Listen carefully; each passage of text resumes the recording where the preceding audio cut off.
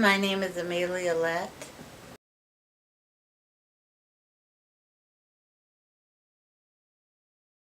Hello, I'm Lady Jane.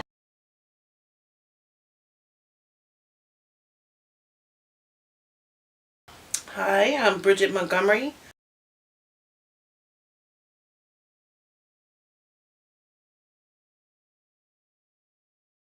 I want to remain anonymous.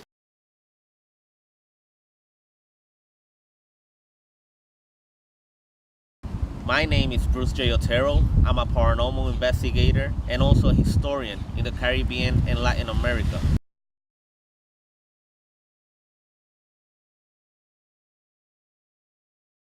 I strongly believe that the Caribbean is the most haunted place in the world. Away from the cities, away from the shore, high in the majestic hills and mountains that forge her interior, Jamaica holds a secret few of the millions of tourists who visit her every year are aware of. According to the locals, the island is very, very haunted. At over 500 years old, the island of Jamaica distinguished itself as being one of the most conservative cultures in the West. In an ever-changing world, Jamaica prides itself on being a place that never changes. Jamaica. Beautiful, magnificent, majestic, haunted. My name is Michael Phillip Edwards, and I'm a filmmaker. I'm a Jamaican-born U.S. resident, and I've written a film titled Blood Ghost. The film borrows from the true Jamaican folklore that frightened me in my childhood and inspired me enough to create what hopes to be the next great American horror flick. With this documentary, I've come home to Jamaica to talk to the source of my screenplay, the unchanging Jamaican people and the ghosts they seem to think are real and walking the island. I've come home to drive around and talk to random Jamaican people and see if there's any truth behind the myth of the haunted island they seem to love to pass on from generation to generation. With a rental car and camera, my home base is Bromley House, a 300-year-old great house owned by the Edwards family, Caucasian Jamaicans of no relation. I've asked the maid to set up the interviews with local folk who she thinks might have a story to tell. She seems excited to bring me Joyce.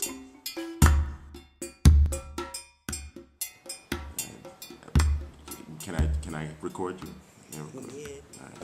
Now, what is your name? Joyce. Joyce? Hello, Francis, Joyce. yes. What do? You work, how do you know Duppy? What do you know about Duppy? Well, you know about Duffy experience. We used to go to Willie Cane with my mother. And we used to play on ground. And when we go there now, we don't come back home until the weekend. And we used to see some Duffy. And then turn big. Turn all big man, coke off all them something. So through that now, when we see the Duffy now, my mother beat me and say we not fit talk because the Duffy we done we. And then now we Duffy we start to run we down. So me and my mother run. And when we run and hide now, we see the Duffy come out again before we stand up and turn a big man. What did Duppy look like? He don't have no head. Duffy don't have no head, but he only have a body. Tall black man. And then they turn rolling calf. With the chain I run back here and I run it down. You have to hide from the Duffy them. What a rolling calf look like? Cow calf. You know a cow? Yeah. Mm-hmm. Look just like a cow. Yes. And have chain back him, a jaw. What? Yeah. So we have to run and hide. And so we couldn't get to come home same time. We have to come up back in a weekend because we can't get to pass it up with them. And whole heap of them come up on me and the mother. And so are these people. So we have to run and hide. And my mother catch me and beat me and say me not fit talk. Because he up with me. So how come you see, when's the last time you see a Duppy? Not last week. You see a tall man have on a full suit of black. And he felt that. And just walking. Just walking. He walking to follow me, but me turn me hat back way. That's enough follow me. Until you turn your hat back way, so like back of you in top and follow you again. What can you do so they don't trouble you? You have to rebuke them in the name of Jesus. Mm-hmm. And then turn back. You speak in a strong voice? Yes. And then turn back. When I time, they try to hold me down on the bed. They want to take me off of the bed. That was when my brother did die. And I go lay down on the bed. And they might take me off of the bed, you know. And then I don't know what happened to me. And my sister then take me and rub me up and so. Then I come back round. Mm-hmm. Yeah, man. But I didn't want to kill me. You think what in a duppy is a spirit that won't leave? Yes, a duppy. It's a spirit. And it won't leave? No, or? it won't leave. We take set by all them things. You have to rebuke him in the name of Jesus. Mm. And he return. And leave you and you come back. Any warning, or you think I'm okay? Yes. I'm okay? Yes. All right. That means should I be careful for anything? True. I should be careful. Yes. How you mean? And I got to be a too. So if you can't see them, if you walk and you back up and then lead up and then say, poor fool can't see. You hear it or they say it? You hear it, then see so. If you go back up on them and you don't see them, you say, poor fool can't see. Oh, Lord. Joyce was the animation in her speech, the fear in her description of the way that she was attacked, and it was so real. I experienced her feelings. I understood her fear and her acknowledgement of the fact that these spirits are real.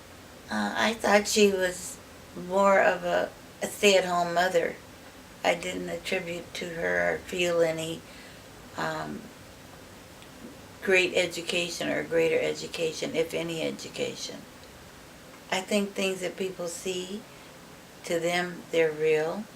And if it's something a lot of people around her see or know about, then there is some history there as to what is actually going on. Through the ages that people have shared their stories.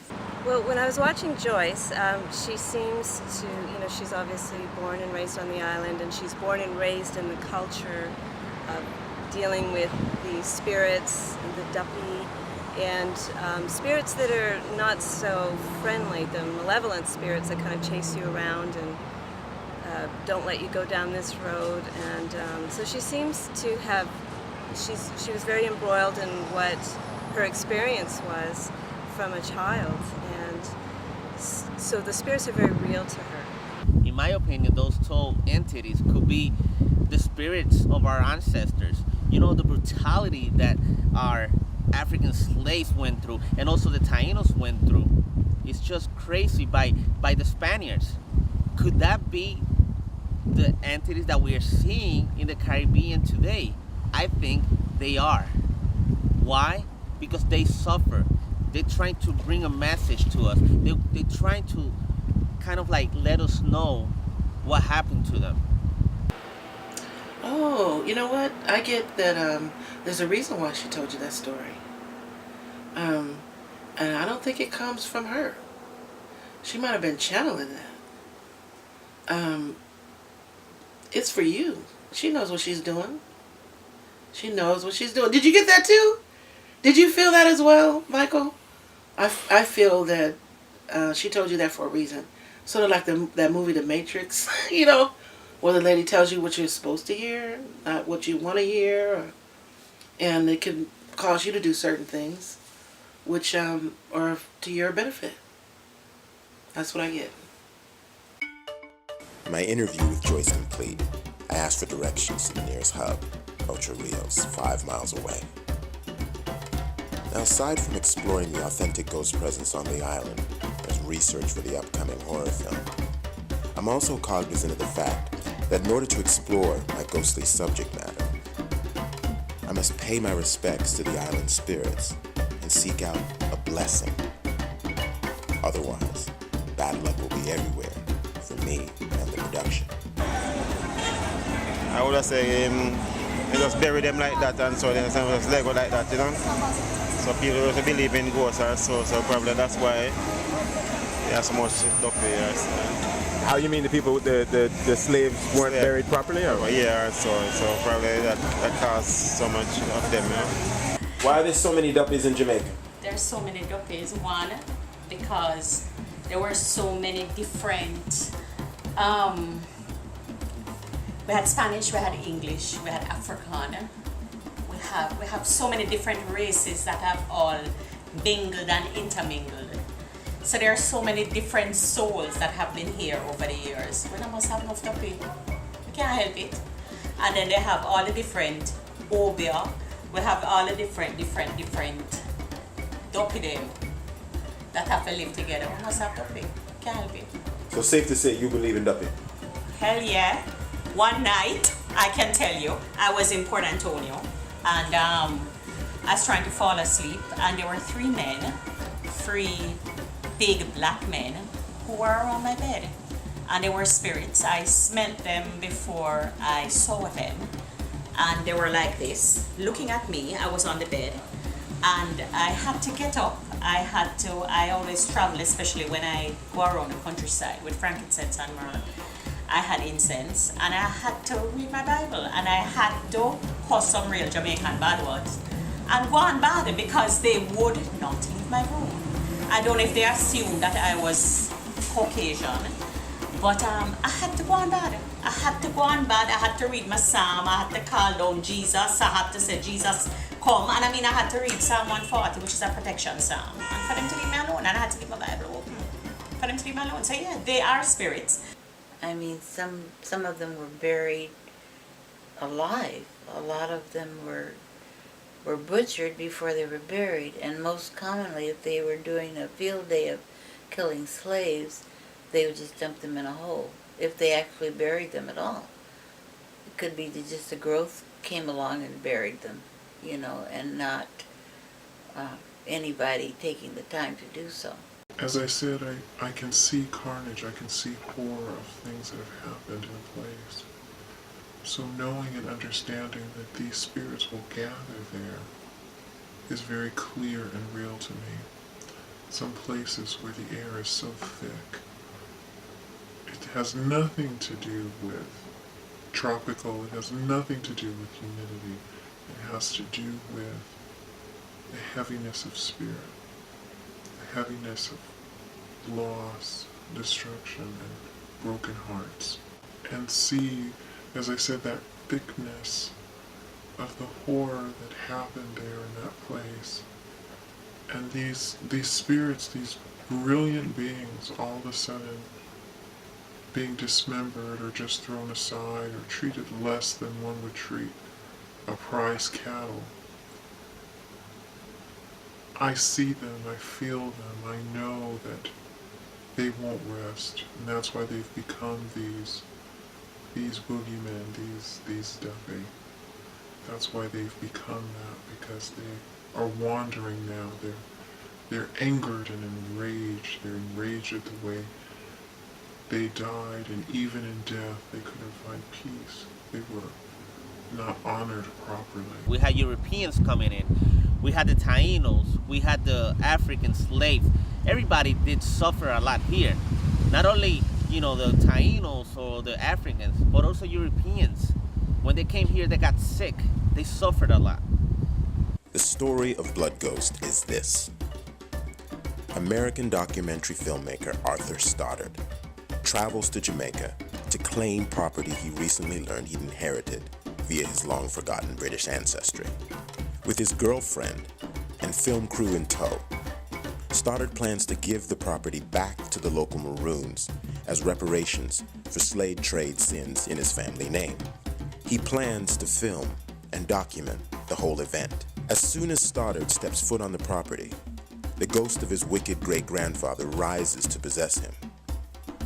The spirits of the Maroon warriors, escaped slaves in the hills surrounding the property, also rise as they have a debt to settle with the great-grandfather. Stoddard's girlfriend, his crew, and the local town all experience an onslaught of Caribbean paranormal activity as blood ghosts rise with hurricane-like ferocity. This is the story I want to tell. If Jamaican spirits are real, I'm hoping they'll help me tell it. Well, I think you're trying to do that now, sort of bring better relations between the history, between races, between slaves who've gone on and slave masters who've gone on, and the incarnations of them now and them in spirit. You're trying to settle all this now, right? So that's your job. You want me to try to tune into it psychically?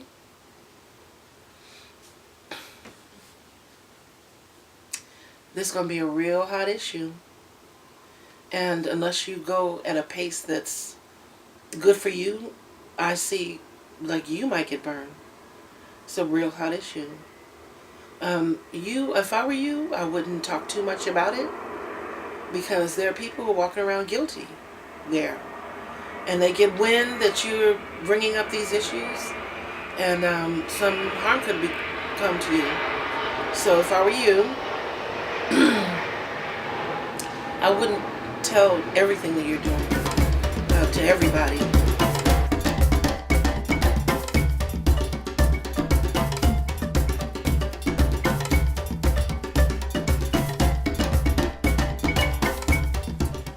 Valerie at Bromley has told me of a boatman outside the Seaview Hotel in Ocho Rios that might know the location of a spirit water spring along the shoreline. A spirit water spring is a place where one can get a blessing. After waiting around a bit, I finally spot the man. So Tony, that's the boatman's name, and I agreed to a fee for him to take me to these spring waters for my blessing. Along the way, he gives me the guided tour. The waters are particularly green and beautiful. I'm reminded of how beautiful Jamaica is as I enjoy and take in the balmy breeze.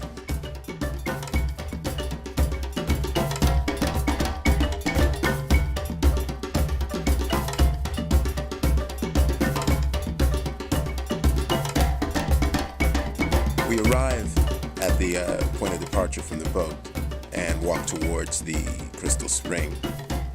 And I must admit, a feeling of peace coming over me as I watch children play and recognize that I am amongst natives and a little bit away from tourists. Tony fancies himself a healer and introduces me to the power centers of the area, the fig tree and the opening to the mouth of the spring where the water and the minerals are at our feet.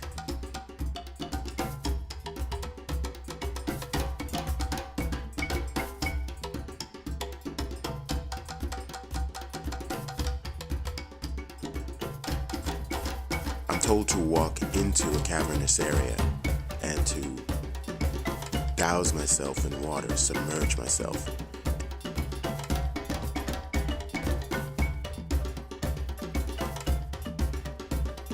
And pray for all the things that I want to have happen.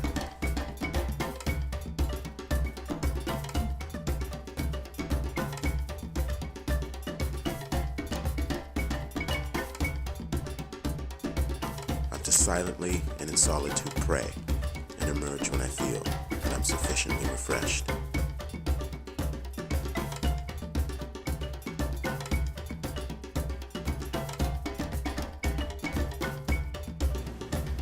On the way back to the boat, Tony and I have a discussion whereby I ask him, with his spiritualness, to guess what he thinks that I am healing. He guesses right. He says, you've come here for your business. You've come for a blessing for your business. Maybe I look like money.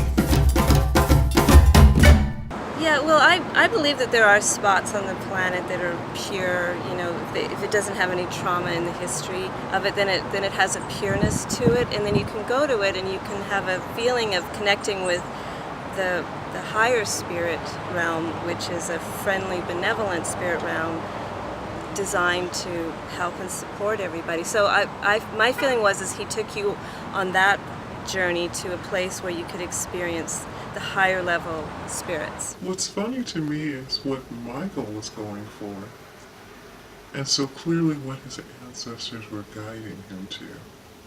There in the water, there on the boat, they stood strong, they guided him, and Michael just kind of went along.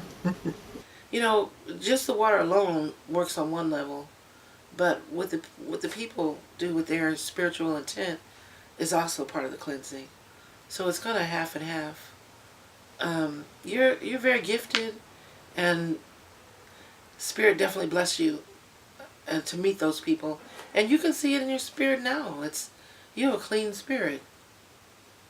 You really do. You might have a little of that Irish kind of self-deprecating, but you're a clean spirit, and it worked. I can tell you that. Getting purified in sulfur water, many people in the islands believe that not only your soul is less heavier, but also you acquire some powers. You feel more relaxed. You can kind of like talk to God. You can find yourself. You can also cure from illness. I have seen that in so many places in the Caribbean. Has miracles happened? I'm not sure, but I have seen people feel positive. Could that be part of your mind working on this? I think so.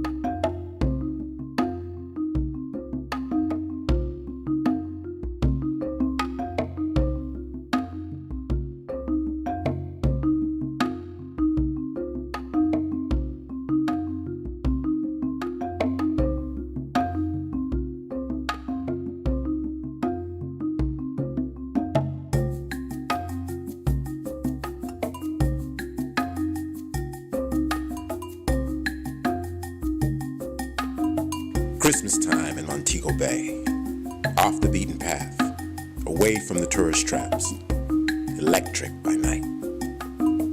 I park the car and walk the streets.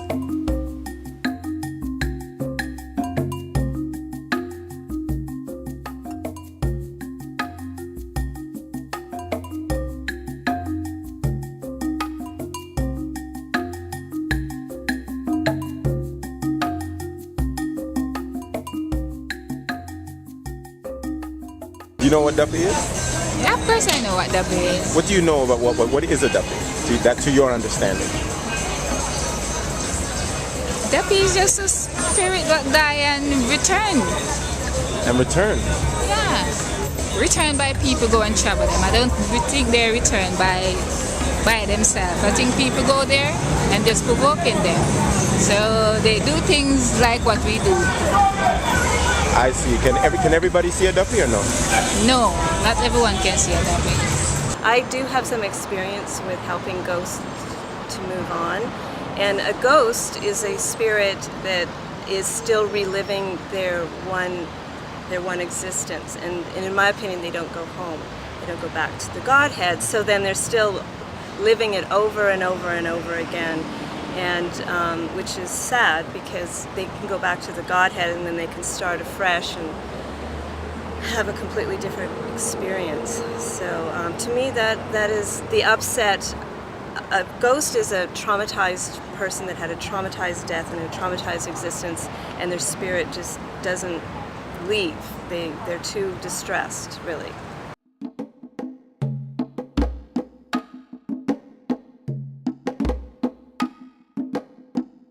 Dumping on their own again, you know? I don't really use those words again, but dumpy. Right You don't now? use that word right now? No, modern days right now when they talk about duppy, a man kill a man and make a duppy, you know what I'm saying? Yeah, but when they talk about duppy and you look back, there's something relevant to them things there again. That's old people talk right now. Old people talk right now. Yeah, not anymore. When they use the word dumpy, they don't use it anymore. Back in the 60s, 70s, probably 80s, talk about duppy, you know? But now when they talk about duppy, a man go there and kill a man, just like that, and make a duppy. A man would have said, hey, them just make a dumpy around here, so that's it, them just killing. But you go into the country and they take it serious. Yeah. Not anymore. Everything gets civilized now. You know what I'm saying? Mm-hmm. Yeah, man. Maybe like one time, you don't hear people talk about that anymore. It's funny because I really think that a lot of what they were trying to say was to impress you. Especially the one who was, let's see, there was one here, I'm trying to remember exactly, one's here, and then one is over here. This one right here, he knew good and well he was lying. He was just lying because he thought, well, we don't want to be known as this old-fashioned, superstitious place. We don't want to be thought of in that light. This isn't real, we can't. We're not like that. When people come here, we want them to see us in the techno age. We want them to know that we're up, and we're in the techno age.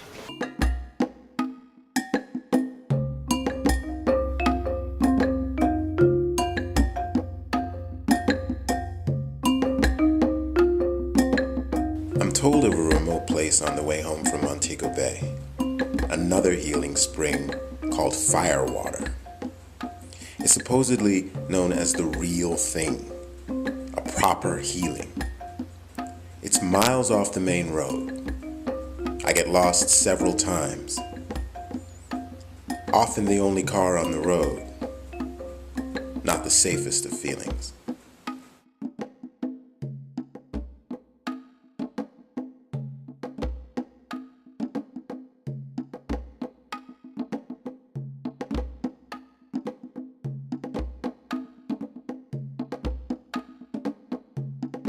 When I finally arrive, I'm greeted by two men as if expected, and then taken through a ritual.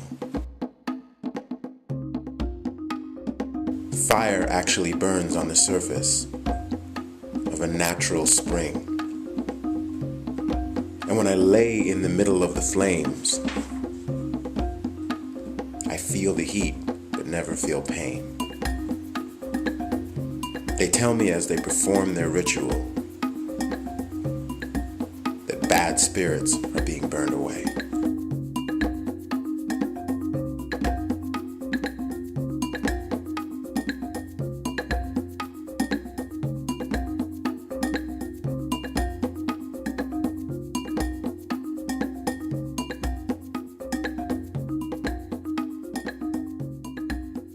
Being purified by fire water,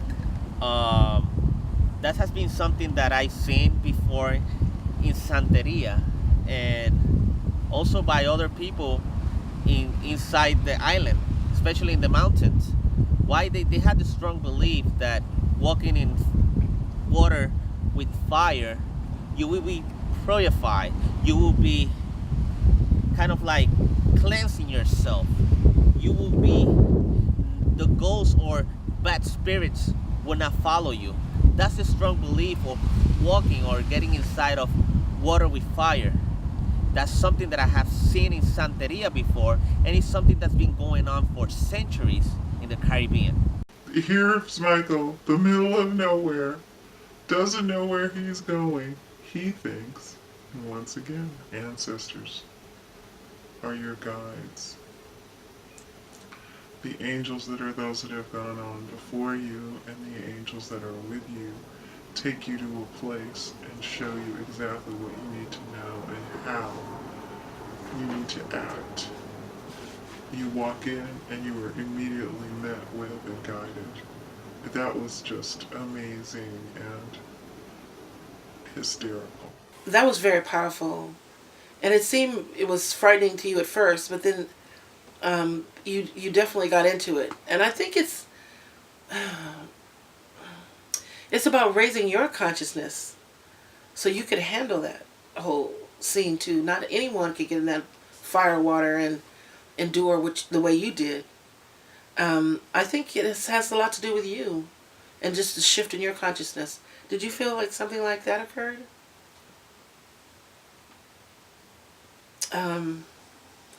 You're stronger than most people, and again, not anybody would get in there and trust just anyone working with them. But again, it's all to do with intent, and I feel they helped you, and I think it cleared out negativity all around you. I see things on the periphery. Everything just cleared out, so you have room and space. These people knew what they're doing. They knew exactly what they were doing. They're working with you now. Do you still sense that sometimes? And it was like you went to that place that you really didn't know what you were going to find. But every time you went to a place, you found another dot on the map to go and explore. I think that what he was telling you is that you have to cleanse your body as well as your soul, and especially your mind.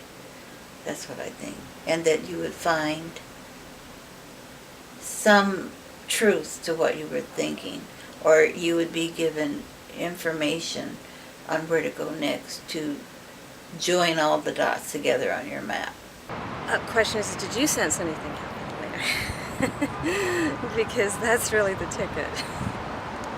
But yes, again, I believe spirit's very real, and fire is an element of spirit, and it has a purifying element to it.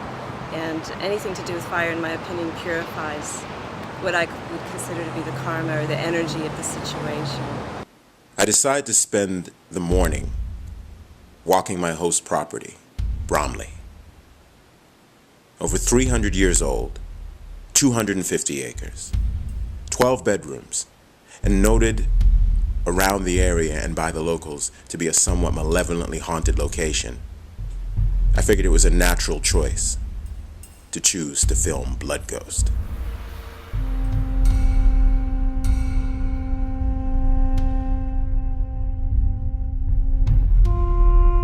Bromley's slave history isn't a good one. This was a plantation with many slaves working the fields. A lot of mistreatment, torture, killings, uprisings, mutilations. Fertile ground for the rising of angry spirits, both black and white. Though I found the house quite randomly, I don't take it lightly that the white-owned family name of the owners, the Edwards, is one and the same with mine.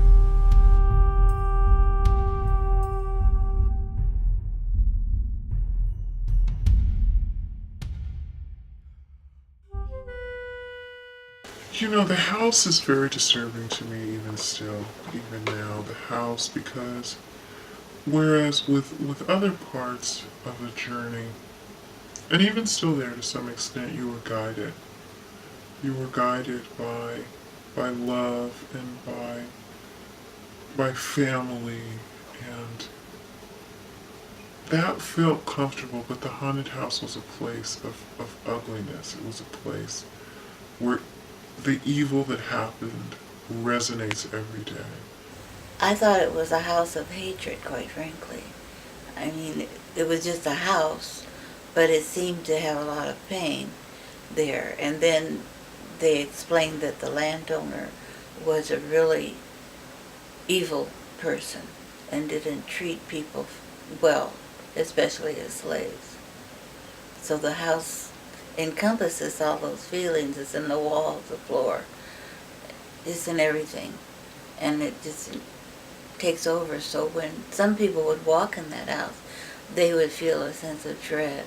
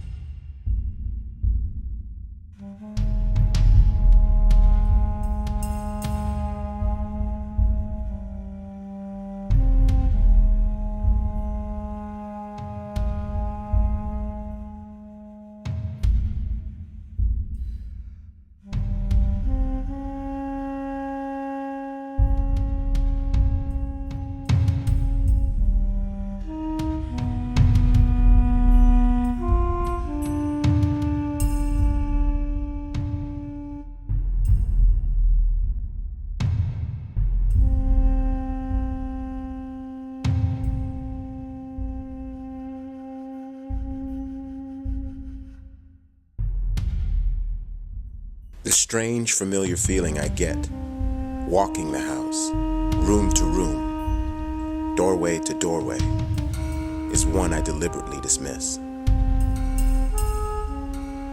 At one point, I descend some steps towards the oldest part of the house, the cellar, and I'm about to enter darkness. A wall of fear stops me dead in my tracks, and the instinct to return where I came from overtakes me. Again, as is my way, I give it little to no thought. My experience is that in areas where there has been a lot of historical activity and traumas, spirits will come and go. So, one night the coast is clear, and then the next night you're being barraged by angry spirits. Outside, by the former rainwater tank turned swimming pool, I encounter a beautiful house guest named Sienna. She is a yoga healer who often holds retreats on the property. Her experience with Bromley's ghosts proves enlightening. And I had an experience with a ghost here. You saw the ghost here? Well, I was staying in, the far back room with the two twin beds? Yes. I was here visiting Alex and Jonathan. I was alone. So I was staying in the second bed, the one right parallel in front of the bathroom. Right. And I had no preconceived notions. I've heard of the different stories, but I had no preconceived notions of what there was in the house or anything like that. Right. But I'm quite into throughout just my own spiritual practice. Mm-hmm. So just went to sleep regular, and it was like a waking dream because I sleep on my stomach, so I'm sleeping like this, and a woman was on top of me, holding me down in the bed. And I just remember the feeling, knowing it was a woman, long hair, loose out, and just holding me down. And I kept closing my eyes, opening my eyes, and saying, go away, go away. And I was frozen. No, I couldn't speak. I couldn't create any verbal sound from my voice, to say it, but I wanted to, scream out.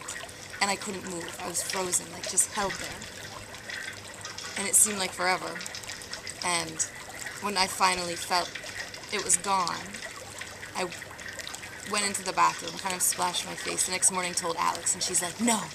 And she told me her friend Joe had an experience with her, and she goes, because Joe is also quite spiritual in the same practice as I am, connected to her yogic lifestyle and everything. She says she feels like she's trying to speak through us or get a message through us to be released from the house. But what the ghost hunters told her was she is here to protect the space. That's what Alex repeated back to me too. Yeah, that she's a part of this space, but she was definitely trying to be heard or be known that she was there and present. Protect the space from what? That I don't know. I think she's very happy the Edwards are here, and they really honor the energy of it. Maybe protect it from, what I do, I bring in yoga retreats. Yes. I bring in a lot of other energies, and maybe she knows, I will increase the business of the place. I will increase the amount of people coming in, and it could be seen as corrupting the space because it's a lot of different energies and people taking the monkeys off their back here at Bromley, which my friend who's here visiting from Thailand she's just had a breakthrough and is journaling her way through and opening notes and things she hasn't touched in a long time because, here just creates the space for you to reconnect.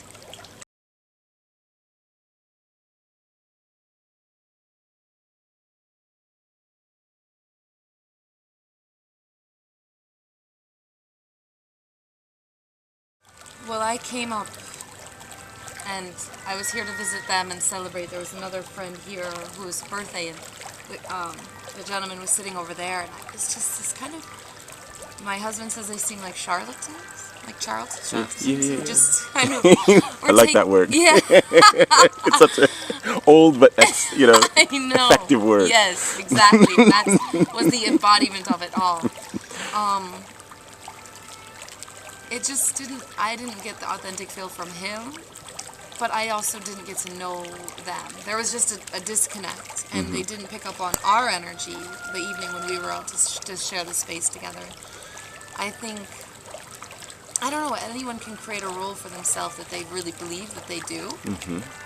It's just can that actually affect others and affect a space? The wife. Can you believe what you do so much that it affects the space that you're in? Yeah. Yeah. Yeah. Oh yeah. So I then think what so. happened? All right, you know the downstairs of the house.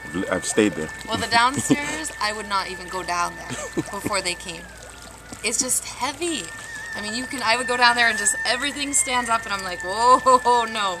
There's not enough sage in my bag it can clear and just make me want to stay here. I don't know what they did. I know he worked the space and then she came through and did some different work. I know he did a stairway to heaven in the back where you're staying, in that back space. I'm staying over there. You're down in Lignavite, right? Yeah. Big green. Okay. The other house to the right. cottage Yeah. He did a big clearing with. Oh, there was something in there? He said that was like the epicenter.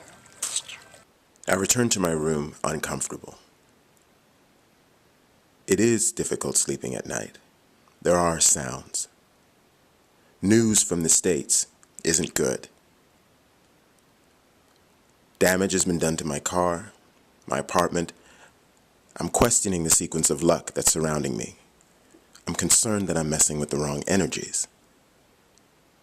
My focus for a healing becomes more intent. I'm looking for a strong healer. I don't have a name. I'm trying my luck. I sit and eat at a restaurant and mention my search and am guided to a healer named Kenbert Edwards. My luck, he might be a cousin, yet another Edwards. Driving the parish of St. Mary's.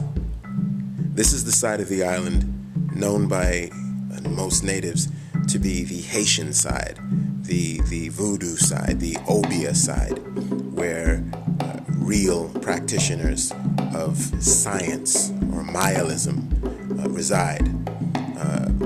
Natives on the island who need holistic or magical healing come here. This is a place few tourists travel to. This is a place where people who know come for a blessing. Kenbert Edwards, he's very, very powerful man. He's a spiritual warrior, that's for sure. I felt you know what, I see him like he's a karate master in spirit. I know it probably doesn't make sense. My name is Mr. Kenbert Edwards. I am a true physician who help hundreds and thousands of people for my 27 years of service. And I will continue my good work, and people will get whatever they want I to do to them. I will help a lot of people and restore their loved one back to where they was before. If any machine or if anybody who try to damage you by setting witchcraft or change your thought or mind against your own family, I am here to help you. You can come at my home and stay in Jamaica free as long as you want, whether a week, 2 weeks, or even a month, and you will well accomplish the goodness of me, and you will see the type of person who am I. I also remove evil spirit of you when it is on you. I will stay in Jamaica and work, send my things through the water to you in England, America, Canada, Australia, anywhere you want if you don't want to come. And you must live up by your expectation. If I charge you $10, you pay the $10, you don't pay 8, because when you pay 8, the things don't come true as how it should. So when we make an agreement, we should fulfill our promise. And I hope my name will spread along the way in America and all over the world. And people will know me soon. I am a traveler, but I stopped traveling now. So I will enjoy staying in Jamaica and help the people who need help. From God I put God in front and then hide behind God. Anything you want I to do, I will do it. And I have the power and I have the spirit that I send out. I command them and send them where I want they to go to do my work and to clear up your home or anybody home. So Jesus loved me and God loved me, and I do what I supposed to do with my power that I had get from the Lord. I was born with veil over my face. I also have a double row of teeth in my mouth. So if whosoever will can come and see, and whosoever heard of me, they shall fulfill their promise by coming to me. In Jesus' name, amen. What's the purpose? What's the Duppy purpose? Well, Duppy purpose is the wandering spirit. When you die and you know rest, go to heaven, you wandering. Or if a other man catch you and send you, set you up and set him upon you, him know if he go in the graveyard and him know if he use to rise him. And when him rise that spirit, you command him and send him to you and him hurt you. In our olden days, spirit used to bury spirit, ghost used to bury ghost, duppy used to bury duppy. Because you will walk and go down the road and in a 12 o'clock a day, you hear singing. And when you look, you see a group of people come out, you believe say, alive people and alive people. In my time with Ken Burt, I witnessed things I never thought I'd see. An actual OBS ceremony, sacrifice of chickens, oils, candles, readings of the Bible, movements of energy. I saw all of my burdens put into candle wax, put into a bag, tossed into water, and I watched the water boil. I felt the chicken in my hand as it died from the energies that were being drawn from me. The chicken simply died. There were a lot of things that Ken Burt would not allow to be filmed that exemplified that healing had taken place, that I had been blessed. Leaving Ken Burt's home, I felt lighter. I did not know what to feel. Well, when I was listening to him, I thought about what my grandmother had told me about me. But he was more accepting of the fact that he had a veil and had a special ability to delve into things. Like me, I knew I had it. I knew what my grandmother had told me. But I never, I don't walk around and say, oh, I talk to dead people or this kind of thing. It's something that I haven't explored. But people that, to me, that are in the kind of environment with the history that they have and the stories that they've been told, have a different view, and they want to explore all of these possibilities so that they can be at peace. And maybe even the people without the heads can be at peace. Well, I thought he was somebody you didn't want to mess with, that's for sure. You didn't want to upset somebody like him. I think people do have certain abilities and gifts. He's like a reverse shaman, if you will. He's capturing spirits and trapping them.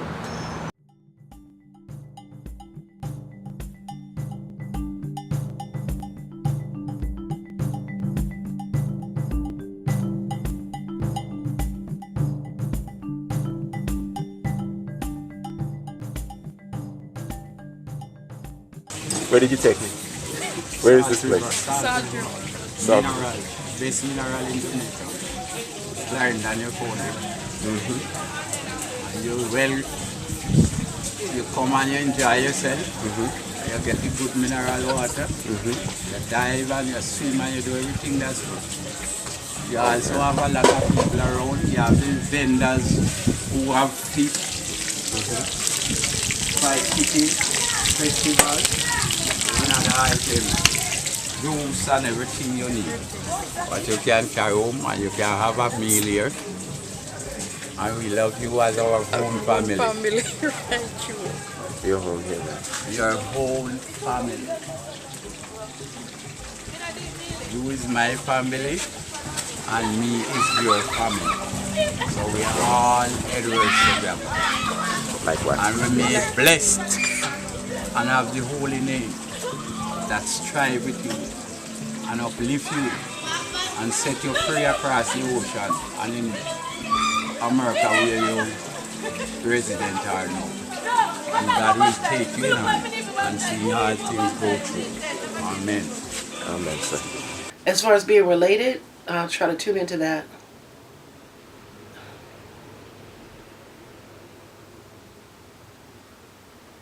Yeah, I do see a common ancestor. In your research, I wouldn't be surprised if you find a common ancestor. I do see that, and it's a woman. That's what I feel. Maybe 3 generations back. And I'm kind of hearing a cousin.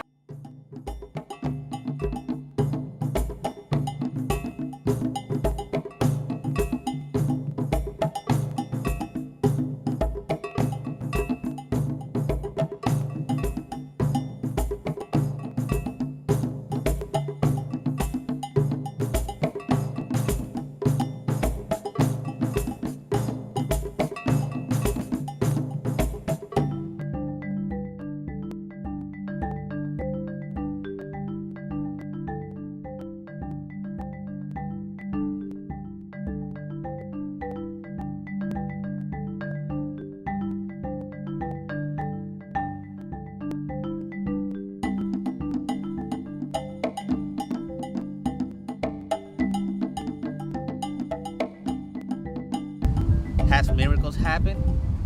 I'm not sure, but I have seen people feel positive. Could that be part of your mind working on this?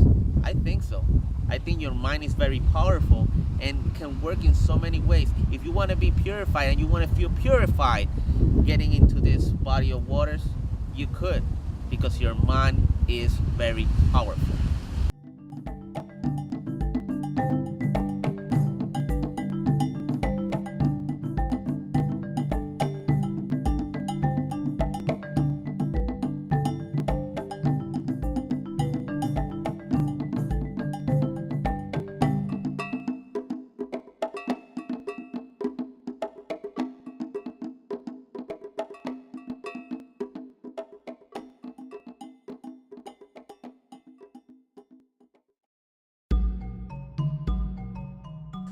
My home base was with Natalie Thompson, the president and owner of Cinecom, the company that is producing Blood Ghost with my company down in Jamaica.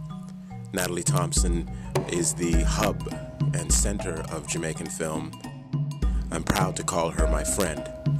I attend her 60th birthday party, where she privately sits me down after hearing my story of spiritual enlightenment and says I need to check myself out with a real scientist, according to her, a Yoruba spirit lady, a friend.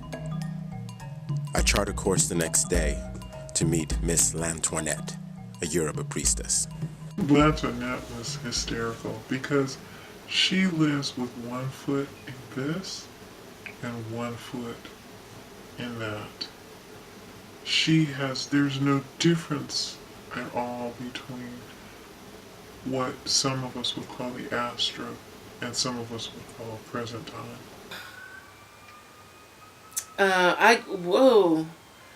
time. She's more powerful psychic than you know.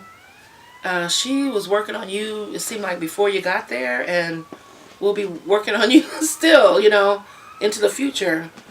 Wow.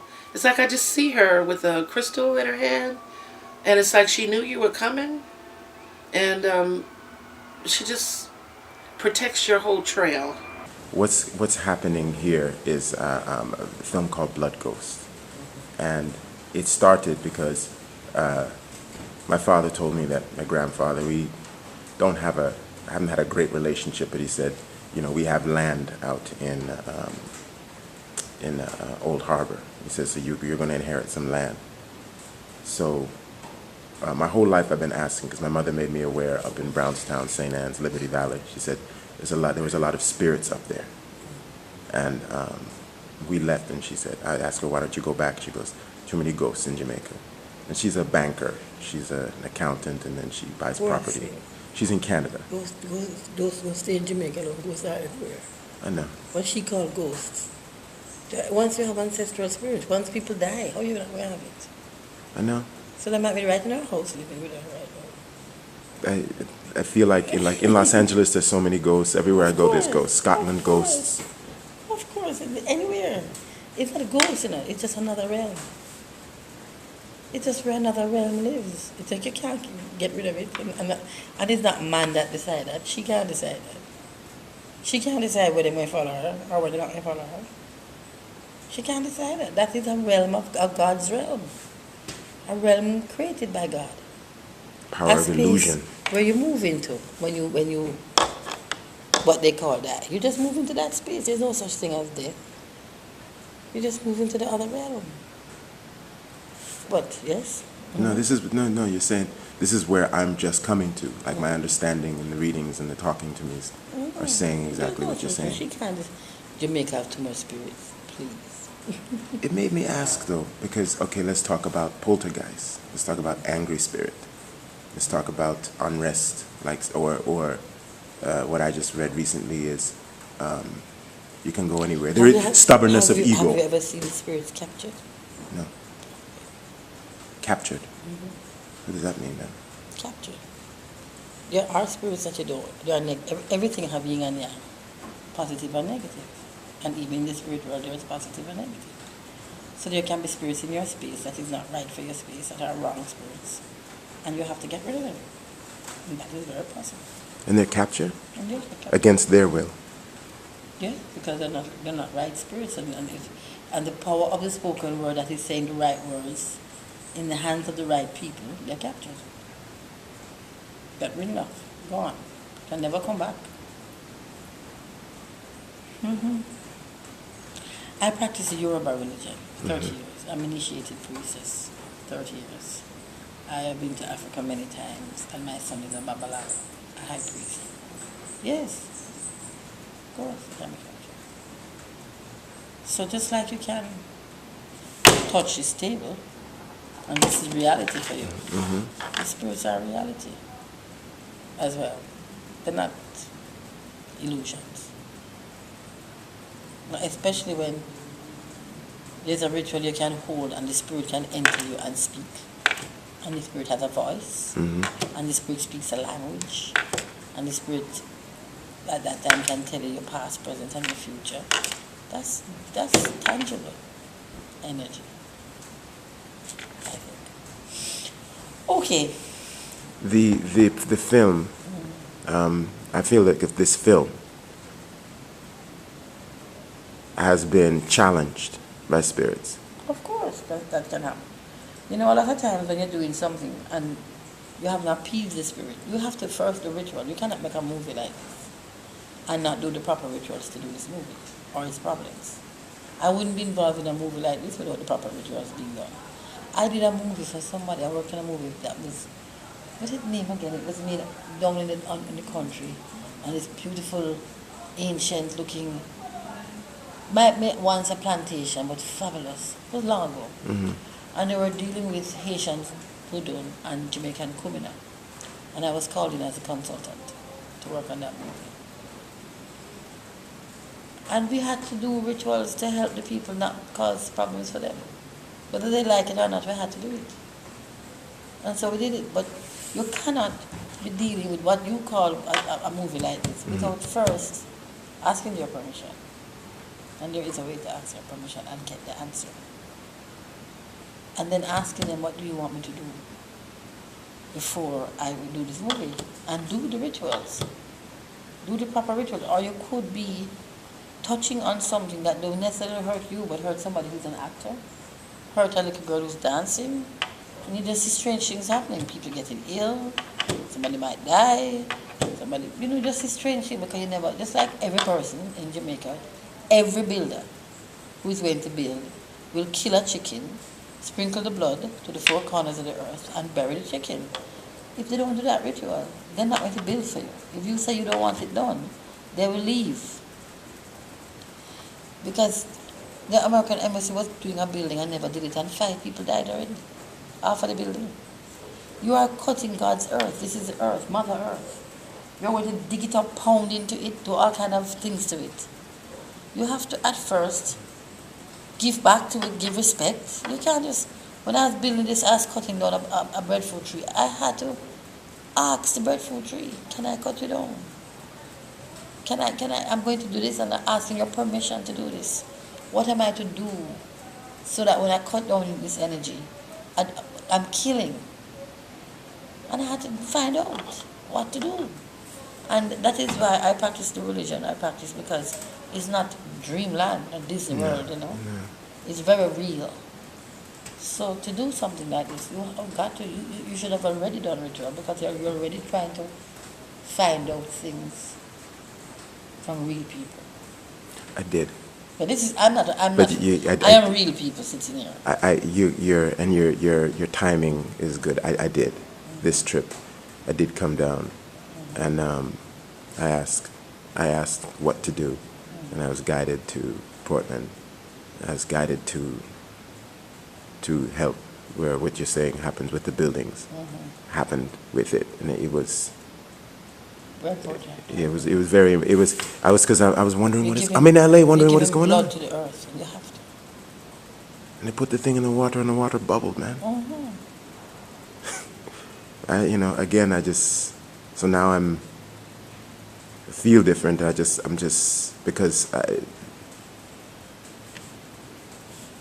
It became very, even from LA, it became very obvious to me what you're saying is true. Very obvious.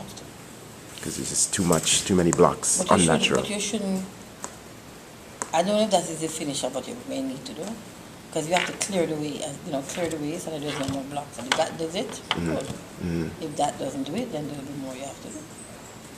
Because you can clear the way not just to cause no blockage, but to cause what I call road opening. The Stoddard, the maroon thing, the subject of the film is peace. You know, it's about the brutality of the British, and to some extent the brutality in answer of the Maroon, with and the ground, the action against action, and then the question being, if the two were able to talk in spirit, would they want to let go of what happened? I loved it. What you told me about what I said, it's really very deep and very good. I like the fact that it's not just, let me write a story about the Maroon. Let me write a story, because that's been there, done that. Right. But the angle you're taking, I find it very exciting. Very, very exciting. So many things could happen with that actor. I mean, if it's done properly, I think it's a wonderful idea. You heal down here? In Jamaica? Yeah. Do people? Do you do There are healing? people who heal. Do you do healing?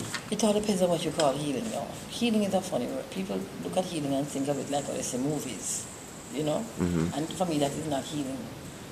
If you say I do healing, let's take a story. Let's take somebody who comes from America and tells me that they tell her she has uterine cancer. And the uterus is ruled by the Orisha and called Osho. And my Orisha is Osho. And so therefore,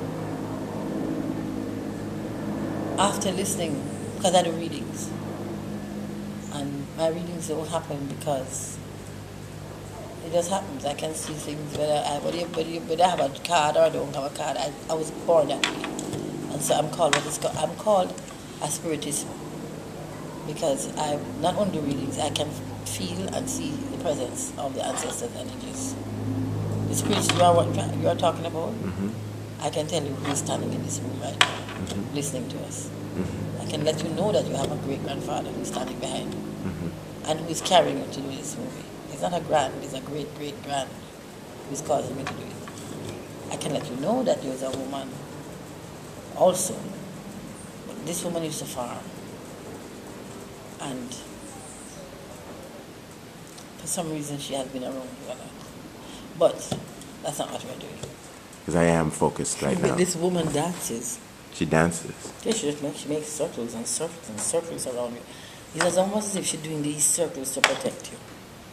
You know, the dancing around you is her way of keeping away evil or keeping away. Because you have had strange reactions to you by people where you are. You have had good and you have had bad. You have had people like, what is he doing? Why is he doing? And she's a protector. She's your protector. She's your protector. Your search is not for this movie. This movie is what is happening for you. It's not that you are happening in the movie. Like that. In searching for this movie, it's something that you need to know.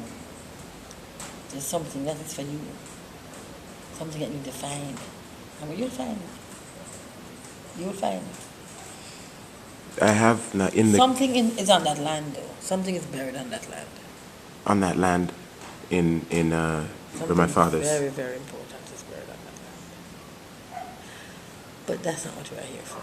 My grandfather, my great-grandfather being around and him aware, is there something that he wants me to talk to you about? Or is he just here and glad that I'm here? Well, I find that he's looking at me very stern. As if I am to tell you something, but I don't know what it is. As if he's begging me to tell you something. It's not anger stern. Mm-hmm. It's as if, tell him no. Tell him. But I am not sure what it is I'm to tell you. I'm trying to find it myself. Because I know what I see, but I think I've done this, I've seen things and I think it's stupid. I see this vase type thing buried under the earth. Yeah, but I don't know what that is. She obviously has some mediumship ability, and she could have even gone a little further, and then she kind of made a prophecy for you about you living on the land at some point. I thought she was very tuned in. She had a very nice face, very trustworthy, safe face, and I would believe her if she said something. Michael sat down to talk about, kind of like ask her questions. She already knew about it, and the Yorubas always kind of like knew. The Yoruba tribe is well known just because not only the culture and the way they live life in Africa, the way they just communicate with God, with the gods. The people who call themselves healers or are involved somehow in Santeria that are Yorubas, they can tell you many things. They can tell you how your life is going to be, or how your past was, or how things are going to go well for you. In the Caribbean, you see a lot of people looking for the truth. Kind of like, I want to know what's going on with my life and what's going to happen with my life. Does people have the power to do that? I don't have no idea. I really have no idea.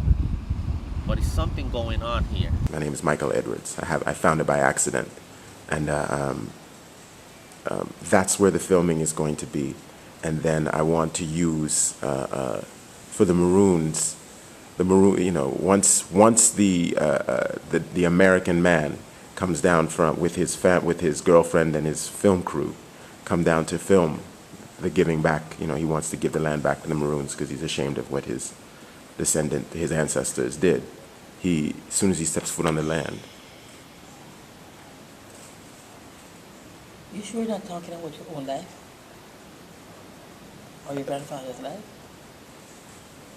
You sure that's what happened?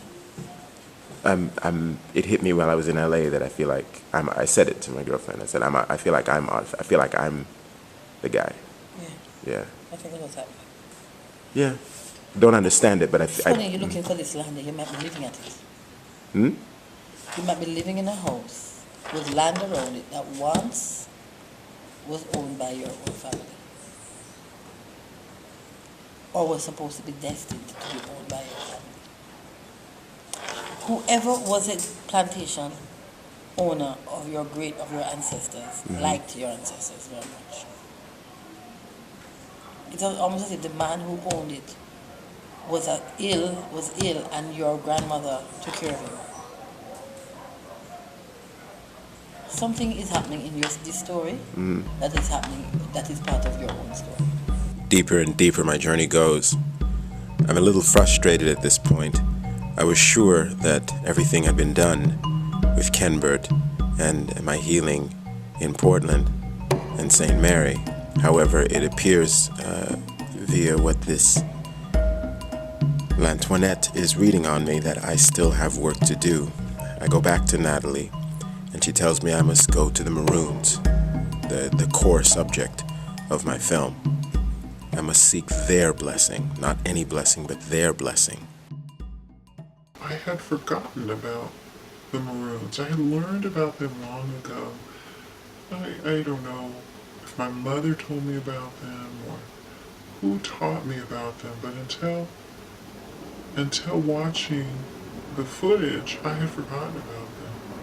So now all of a sudden, that power, that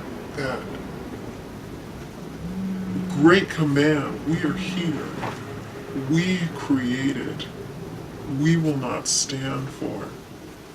It reminded me once again that this strong spirit that left a residual effect, that left a presence behind.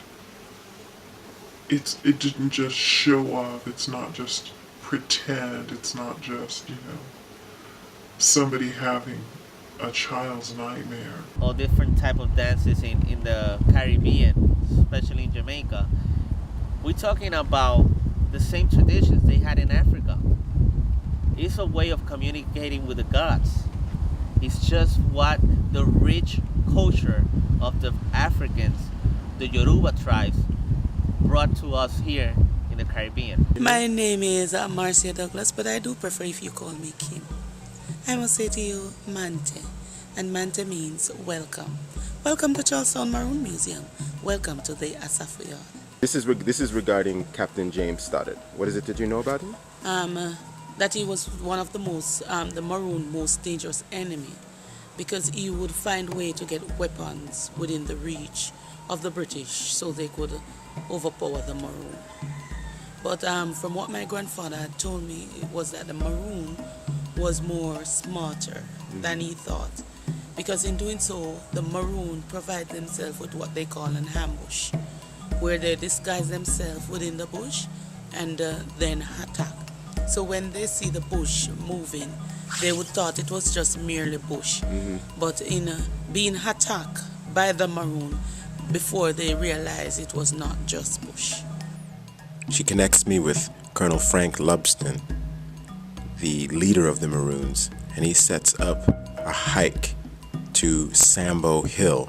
But first he wants me to be educated by walking the museum that he owns in Buff Bay, where I can learn about who the Maroons are, and then take the 8-mile hike up to Sambo Hill, where I can see from afar where the ancestors used to meet and connect with the spirit, and perhaps ask for the blessing I so seek.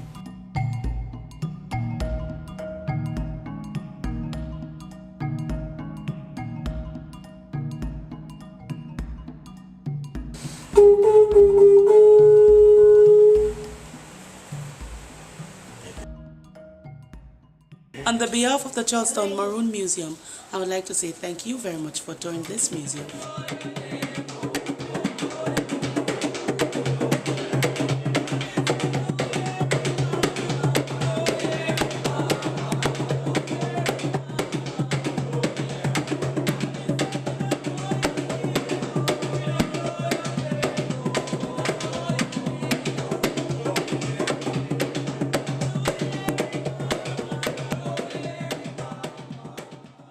This is me arriving for the walk up to Nannytown.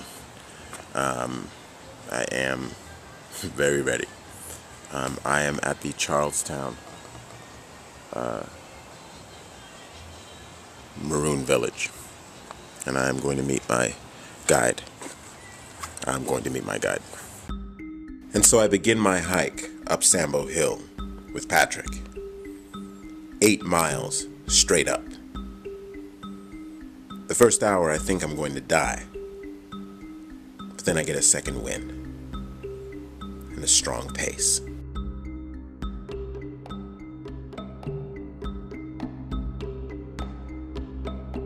He doesn't look it, but Patrick is a good 10 years older than me.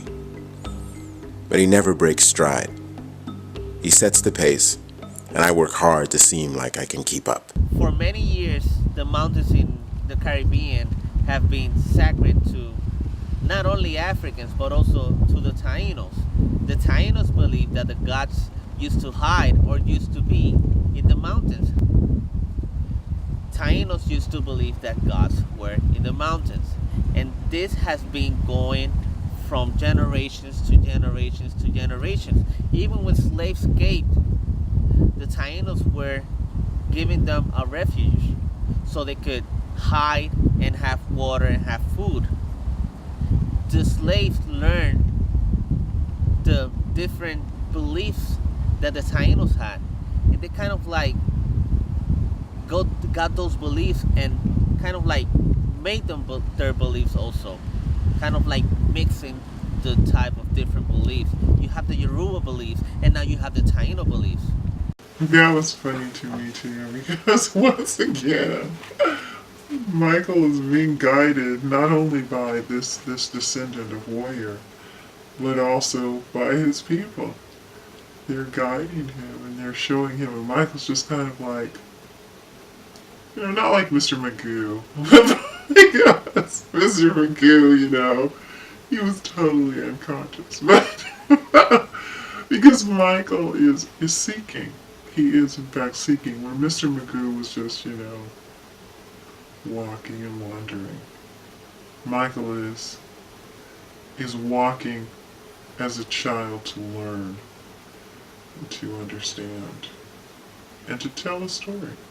I thought it was almost humorous that it was like straight up and this guy who's 10 years older than you just breezed up it. He probably goes up there frequently and then you're trailing behind. But to me that was the mark of a genuine spiritual experience, because the spirits kind of like you to work for your experience. They don't like to just hand it to you. They want us to know that you're genuinely interested in having that experience, so then they make you work for it.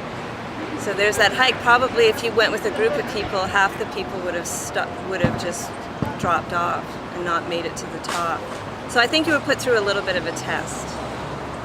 The irony with you saying that is that's what he was saying. He says most people stop. Yeah. They throw up and they stop. Yeah. Because they thought it was half, they thought. Right. So you were being tested to see if you had the stamina to make it and the will to really have the genuine experience.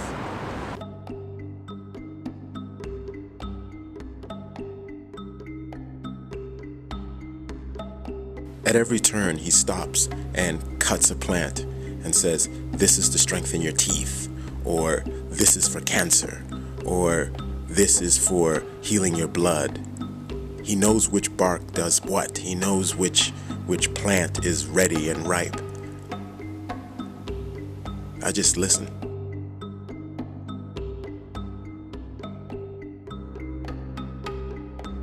He points out strategic military points that the Maroons used to spot the British while they were docking and preparing to come up and attack. The Maroons always kept high ground, he tells me. They were very keen naturalists, and they used it in their warfare.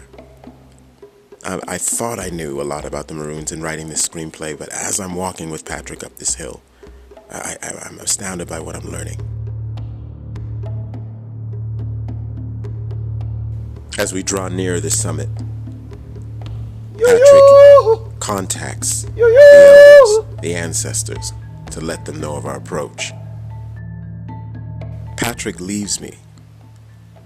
For no reason, it seems. I look around and he's gone. You can talk to the spirits, but you also know that in the mountains happen a lot of crazy stuff with the slaves and the Tainos.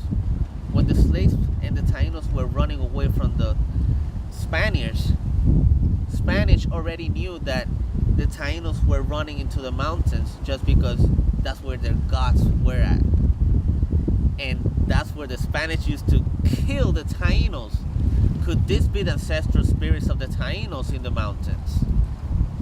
Well, for instance, I have investigated different mountains, not only in Puerto Rico, but in different parts of the Caribbean, where allegedly is haunted.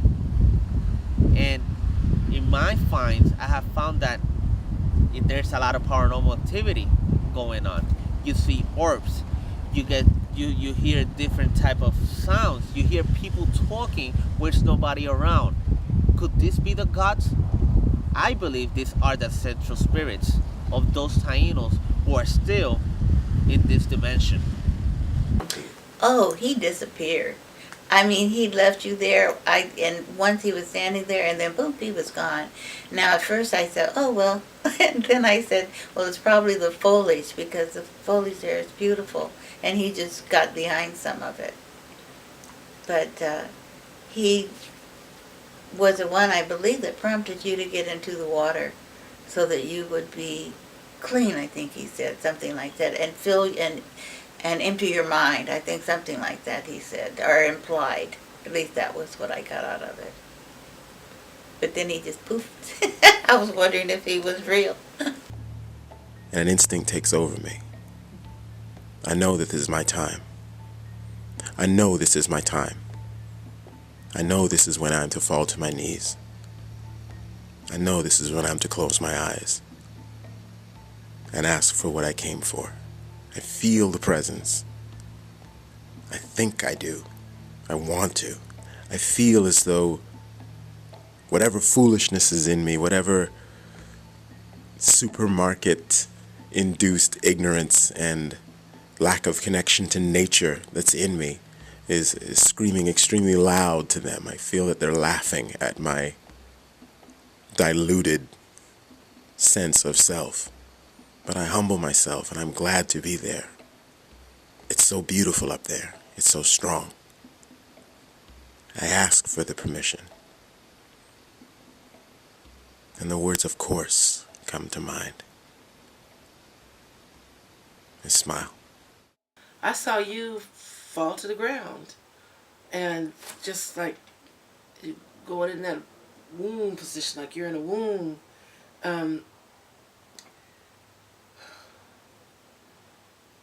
I feel like he changed you. He gave you things for your health on your journey. Who needs DNA when you have a maroon, right? You know what?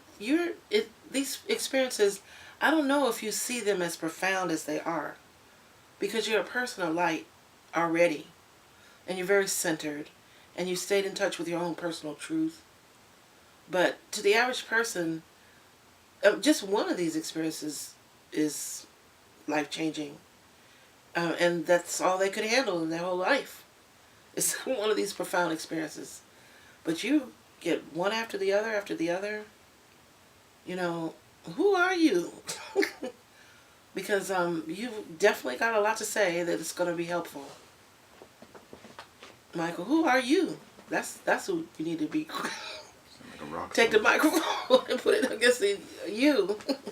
You made it to the point of where the spiritual, part of the spiritual journey is getting there, and then he led you to that spot, so then it was no longer appropriate for him to be there because it's your communion with spirit or God, so that's why he disappeared and let you have that genuine experience. And also, it's his way of not wanting to interfere with the experience and not wanting you to look to him for anything, so that it's just a very direct experience. Driving home, I think of everything that I've done, all the healing waters that I've gone to, all the places I've been sent. And I can't shake the feeling that I've been sent to those places. The way I was raised as a Jamaican man was not to be told what to do, but to take the initiative to do for yourself. Driving back to Bromley House, I felt that I'd done everything that I was told, and that perhaps I was clean, and perhaps myself in this production was blessed, as I'd been so hungry to see happen. But the perhaps was bothering me, I decided to pull over to the side of the road, follow my instinct, find a river or a moving stream, and commit myself to a ceremony, a private ceremony, where I bless the island for healing my spirit, the spirit of this production, that it may move forward. I think you were conflicted, like, do I really want to get in this water? If I get into this water, will I start seeing things that I've been hearing about? At first I think you were very uneasy. But then I think once you got in the water, you seem to be having a good time. I expect the rubber ducky to come out at any moment. But you seem to reinvigorate yourself by being in the stream.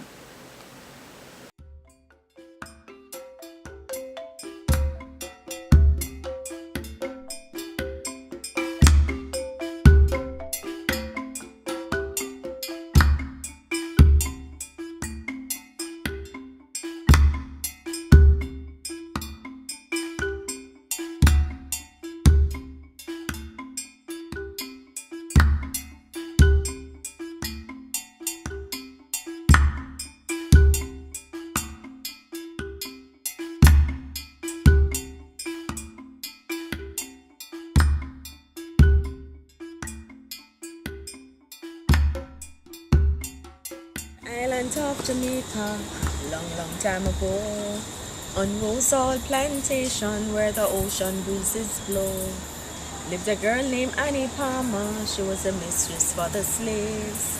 The slaves all live in fear to see the frown in Annie's face. Where are your husbands, Annie?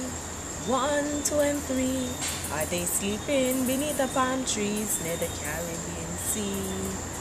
At nights I hear you riding, I can hear lovers call.